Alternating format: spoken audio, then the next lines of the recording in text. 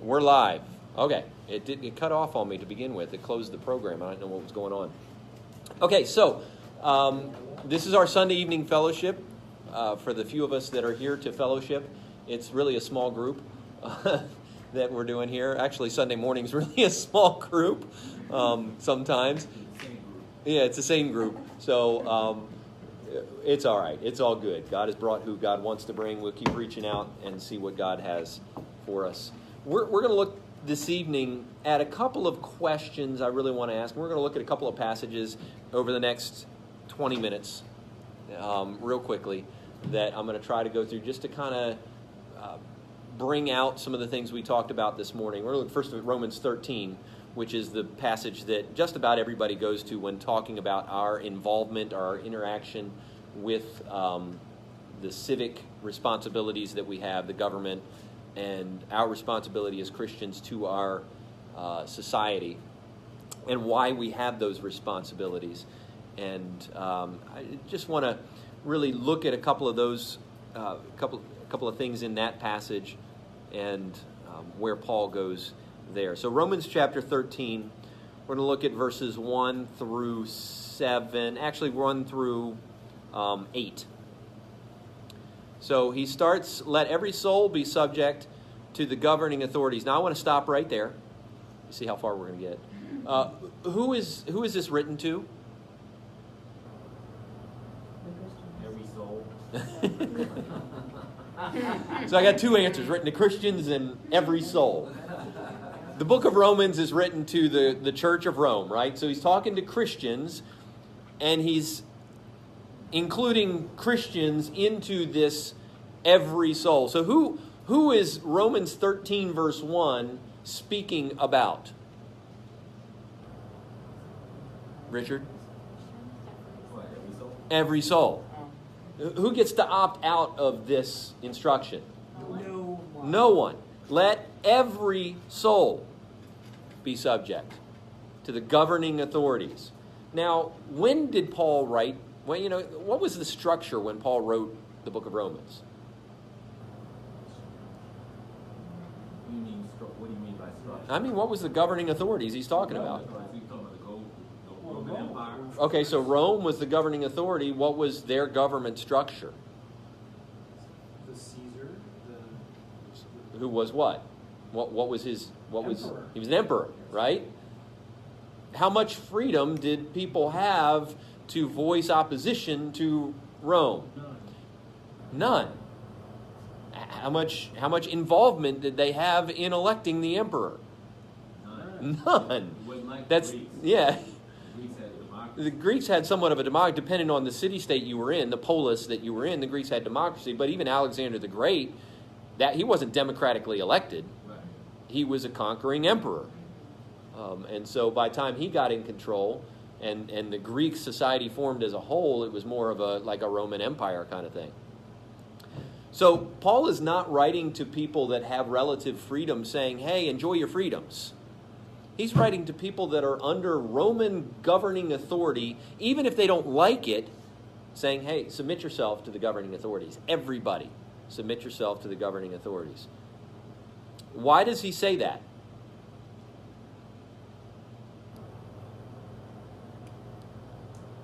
So here in my desire to teach, I'm asking a question. Why does Paul say submit yourself to the governing authorities? It's the right thing to do. Well, It's the right thing to do. That's oh, what okay, Paul- why is it the right thing to do? Because Because Well, Jesus. answer behind it. Yes. And that answer, which is behind his statement, is what? It says for. Oh. Okay. For. That's the next sentence. Yep. So his answer, his reason for the command. So the command is, let every soul be subject to the governing authorities. No matter what. No matter what position you're in, no matter what country you're in, no matter what time period you're in, especially Christians, but everybody has a responsibility to obey their government. For there is no authority except from God. So communism comes from God. Yes. Authorities that exist are appointed by God. Yes. Dictatorship comes from God. Yes. The authorities that exist are defined by God. There is no authority except from God. Is Think. there a scripture that says about God moving the hands of the king or something like that? Yeah, the heart of the king is like the water. God turns it like the water in the stream. Yeah. And also, I mean, consider the prophet Isaiah when talking about, was it Isaiah? Where he talked about how God was bringing in Nebuchadnezzar, and it was his bird of prey that he called from the east, and he was moving him to do this. And Habakkuk complained about, the stuff going on in the world around him, and God said, "Don't worry, I'm bringing in Nebuchadnezzar, my servant." Nebuchadnezzar was an evil man. He was an evil king. The Assyrians were evil people, but God brought them in and used them for his purposes. Hitler was an evil man. Did God bring Hitler on the scene? Wow, ooh, that tests our understanding of this verse that said there is no authority except from God. Now, does that mean we like Hitler? No. Does that mean Hitler wasn't a terrible sinner? No, Hitler was a terrible sinner, and he did awful things. The authorities that exist are appointed by God. And that's why I asked at the beginning, what form of government were these people under? Rome. Rome was the government that they were under. And Christians at this point had been expelled from Rome and had begun to filter back in. They had been expelled from the city and had begun to filter back in and were under intense persecution in the next 20 to 30 years under Roman authority. And Paul is saying, you submit yourself to the governing authority. Now, this passage has been misused. So how could this passage be misused? Well, some people could say there's No. No, go ahead. You got it? Go ahead. Look at our own history. Just like the passage in Ephesians 6 where it talks about masters and slaves, and people misused that to support American slavery, people misused this passage to enforce slavery on people because, well, you have a responsibility to submit to the governing authority. People misused this passage in Germany to enforce submission to the Nazi Party, even though the Nazi Party wasn't set up as Christians, but the German churches misused this passage. Whereas there should have been some fighting against the laws. And how does that work? When are we allowed to not obey the governing authority? When it goes specifically against God's rules, right? Remember Acts chapter 6, Peter and James are arrested for preaching the gospel, and they're commanded by the governing authorities, we command you no longer to preach in this name. And they said, well, whether you think it's right or not, we must obey God rather than men. And so they went out and they preached the gospel. Why? Because the order of the governing authority was in direct opposition to God's law. Same with Daniel and his three friends in the book of Daniel when they got carted off to Babylon. They were told, hey, eat all this food. Well, that went directly against their dietary restrictions. And many of the Jews gave in and ate that stuff. And Daniel and Shadrach, or Hananiah, Meshach, it's Shadrach, Meshach, and Abednego. There was their Babylonian names. It was Hananiah, Mishael, and whatever, I forget. Refused. They refused to be fed the king's meat because that was against their dietary restrictions. And so they were willing to suffer whatever consequences, but they made kind of a deal with the eunuch there to provide them with vegetables rather than and water rather than partaking of this. So there are some times where we must say no. For instance, Dietrich Bonhoeffer, who refused to submit to the Nazi regulations and actually fought against them and eventually ended up in a prison camp. He did what was right. He was a German pastor who actually stood up against the governing authority because the governing authority was doing something and requiring something in direct opposition to the Word of God. But he ended up in a Nazi prison camp. And the deal is, if you're going to take that stand, which is a right stand to take, you're going to face consequences, but you have to be willing to face those consequences.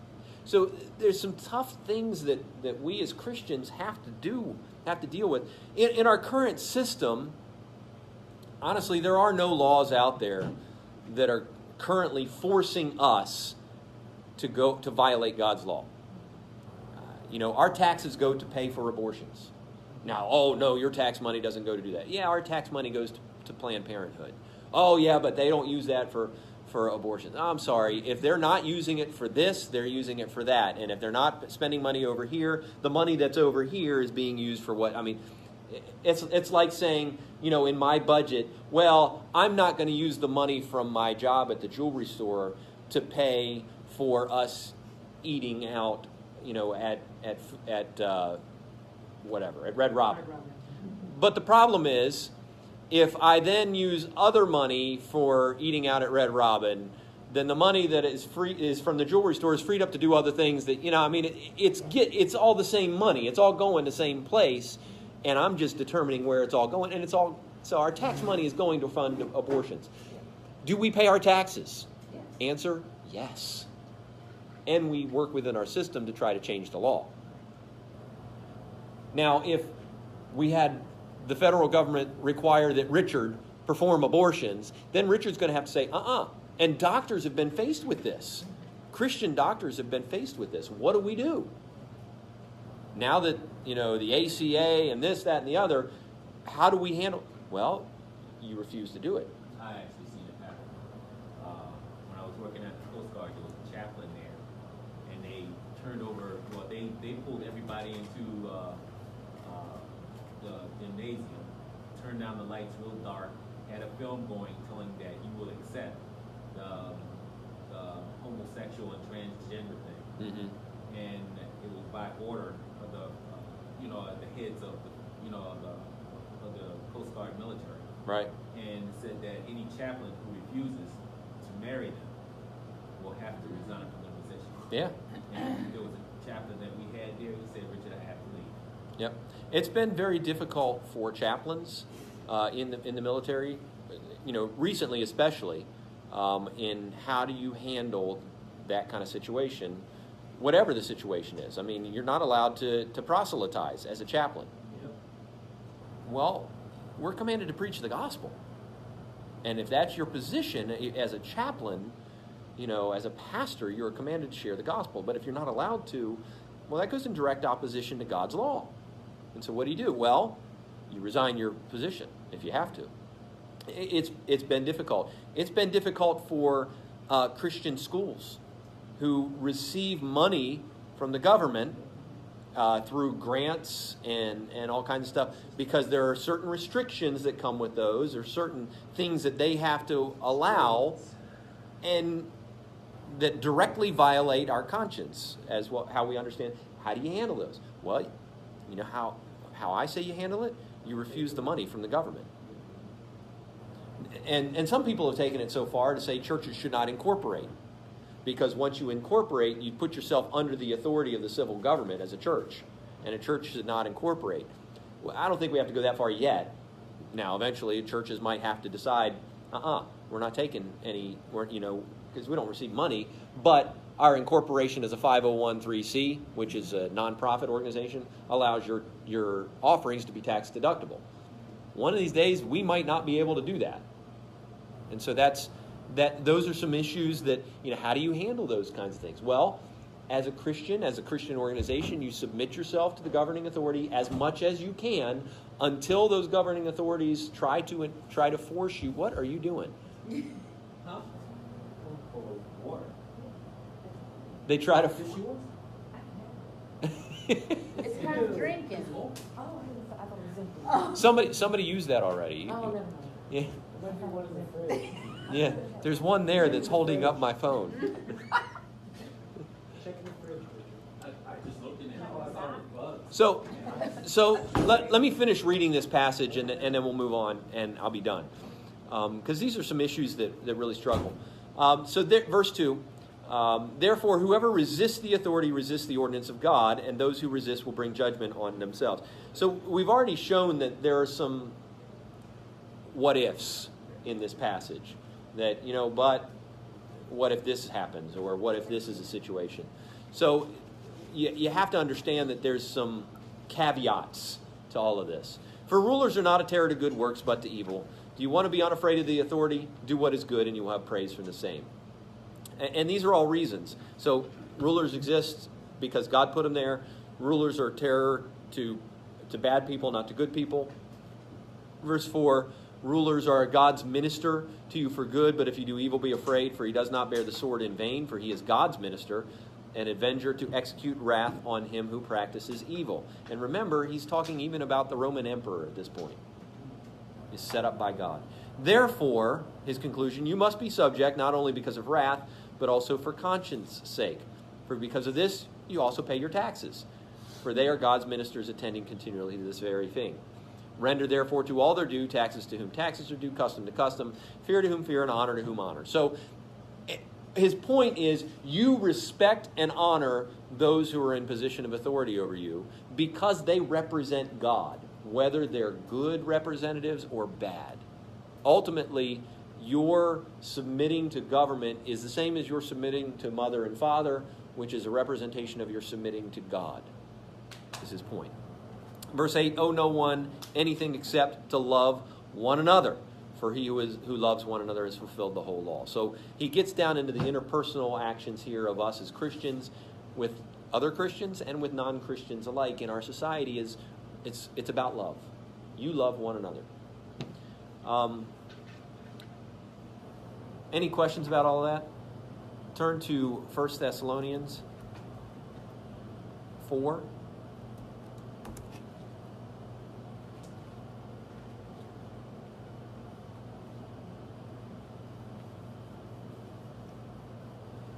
Verse 9.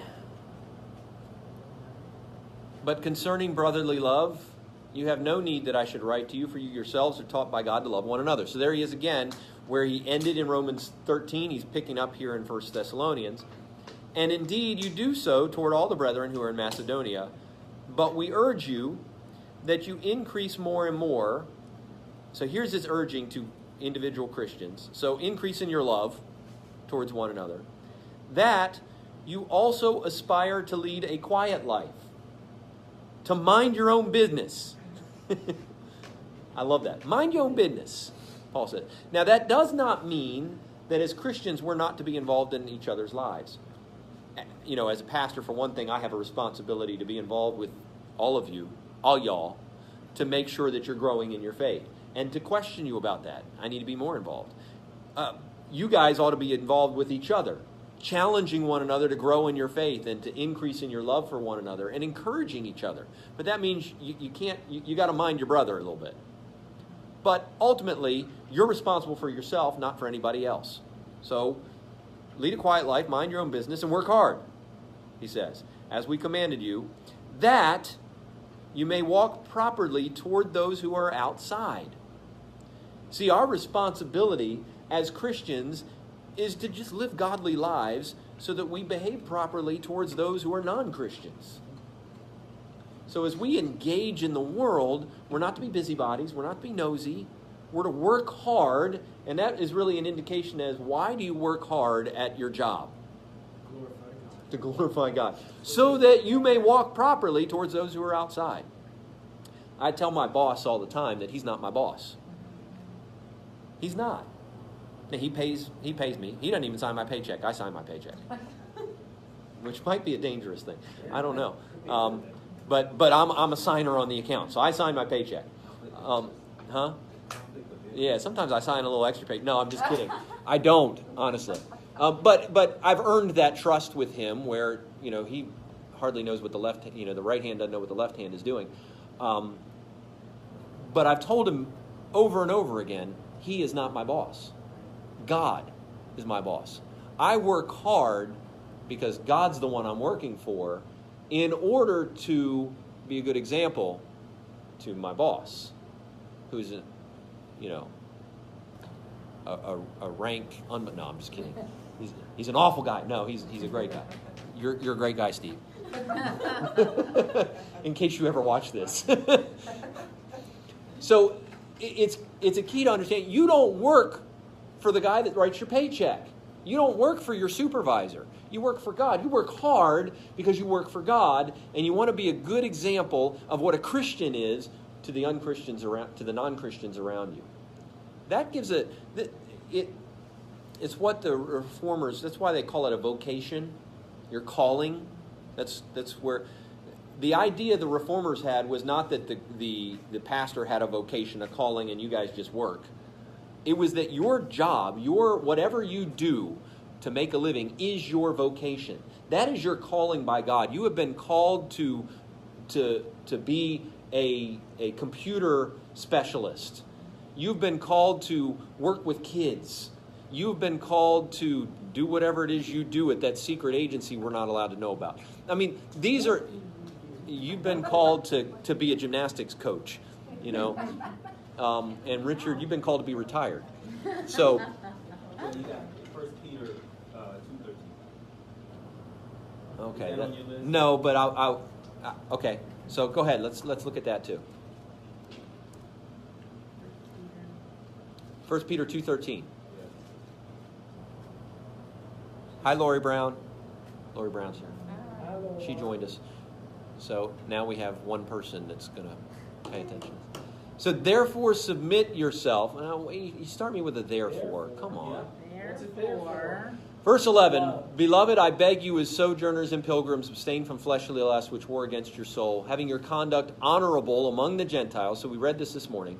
Having your conduct honorable among the Gentiles, so the reason why, when they speak against you as evildoers, they may by your good works which they observe glorify God in the day of visitation. So obviously, you live an honorable life in front of unbelievers so that God gets the glory. Therefore, application, Paul is making here, submit yourself to every ordinance of man for the Lord's sake, whether to king as supreme or to governors as to those who are sent by him for the punishment of evildoers and for the praise of those who do good. For this is the will of God, that by doing good you may put to silence the ignorance of foolish men, as free, yet not using liberty as a cloak for vice, but as bondservants of God. Honor all people, love the brotherhood, fear God, honor the king. And then he goes into servants and masters, and really how we would relate that to our modern day as employees and bosses. In our context, we don't have slaves and masters anymore, thank God. In many contexts, they do, and unfortunately, we haven't been able to get rid of slavery in our world. It would be nice if we could, but I tend to think we never will, because humanity is corrupt, and we will always try to enforce our will on other people, because that's who we are. It's everywhere. And so, The Lord says the poor you have with you always. yeah, you're going to have poor people always. You're going to have sin always. You're going to have this stuff.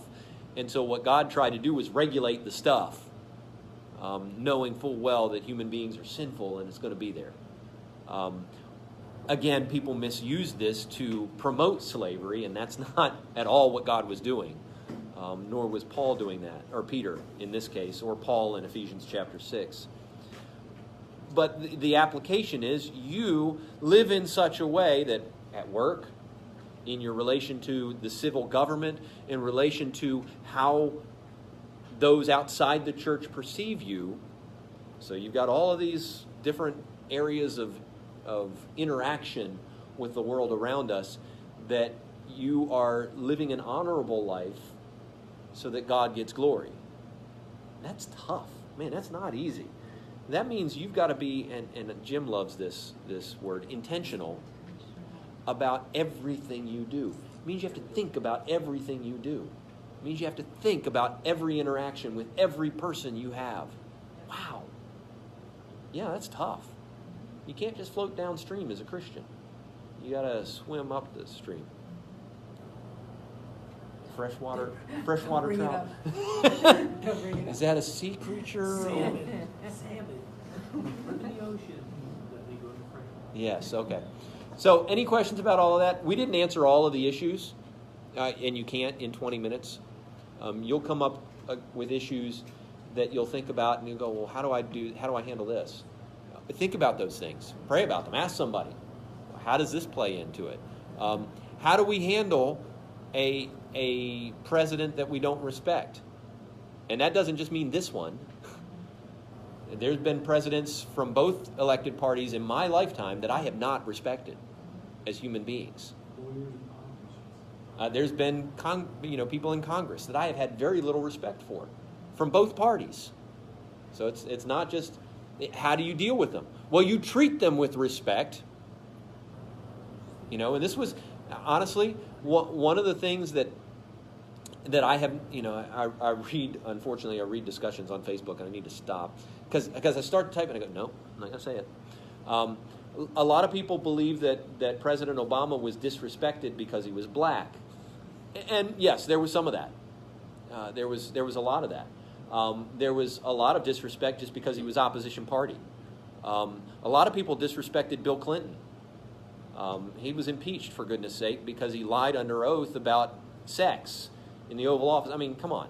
Why are we talking about that in our... A lot of people... I remember people disrespecting Ronald Reagan from the opposition party. Democrats hated Reagan when he was president.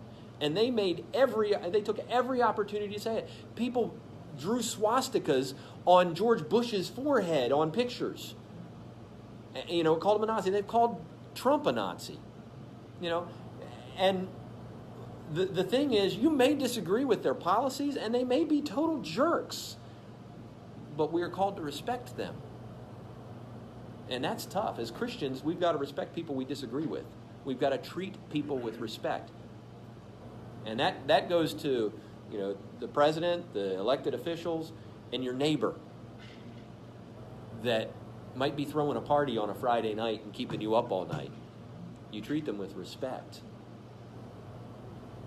Maybe they let their dog poop in your yard. You treat them with respect.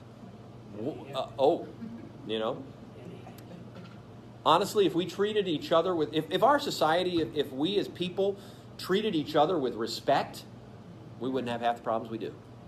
I think it goes all the way back to Cain and Abel. Well, yeah, we don't respect each other. Sin. And we won't. Nobody's nice. We won't. We won't treat each other with respect. But Christians should. Yes, I agree. That's the difference. We ought to treat each other, even people we disagree with, even people we think are terrible sinners, we ought to treat them with some modicum of respect. It's off the subject, but when they took prayer and the Pledge of Allegiance out of school, that was a downfall. Yeah, except possibly. Denise reminded me something the other day that when we went to the other schools and they didn't have, we did it all the time in our black schools, and when they integrated us into the white schools, they weren't doing it. Uh-huh. It was like, what's going Oh, they weren't on praying? here? You remember what? Oh, it was prayer? Oh, praying and saying the Pledge of Allegiance. See, I went to a private school my whole life. We prayed and said the prayer, Pledge of Allegiance. But I mean, We just said the pledge. they said the pledge. They obviously didn't pray in a public school. No. But, and I don't know exactly when they took the prayer out of public schools, but honestly, our society wasn't, when prayer was in public schools, you guys were segregated. You couldn't drink from the same water fountain as I could back then. You think we were better off? You think our society was any better? Now, I don't buy it. I think we had a veneer, a covering, a pretense of morality over a sinful heart. I think taking the prayer out of school was just an indication. Yeah, it was a symptom of a deeper problem. Yeah. And the deeper problem has always been there, and there have been other symptoms that have been around. My mom went to a college where they didn't allow black people. And they eventually lost their funding, which means she lost her grant. It was a Christian school.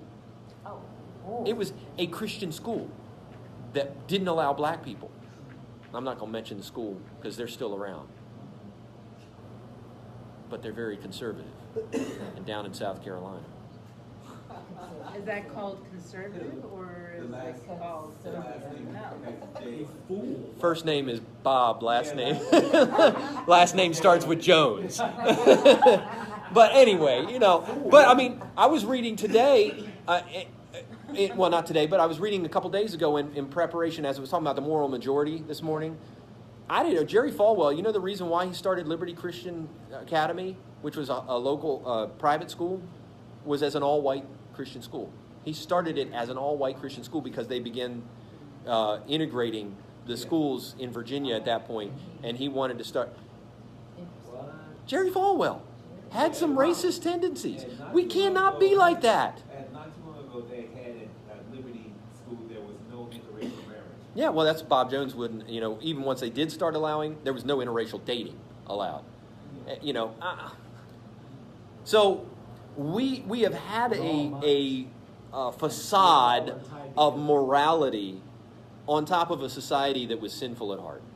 And so, you take away prayer, okay, kids weren't... should we have prayer in public schools? I don't think it mattered. I don't think it mattered. Yeah, well, the key is we have to understand our society is godless and always has been. Always has been. No matter, we as Christians can influence the society, and we should, and we ought to be involved in politics, we ought to be working jobs, and we ought to be, teachers. Christians ought to be teachers in our public school system, and we have, a couple that have been in our own church. Yes, Christians ought to be educators and ought to be engaging kids. And no, you can't do certain things during school hours and all of that, but you can still have a godly influence and build relationships outside of the school with these families that you can then share the gospel with these families. So yes, Christians ought to be involved in Hollywood. Hollywood needs more Christians, desperately. Christians ought to be involved in every walk of life that they can be legally, that we can be, in order to bring God's word to that area. We have to.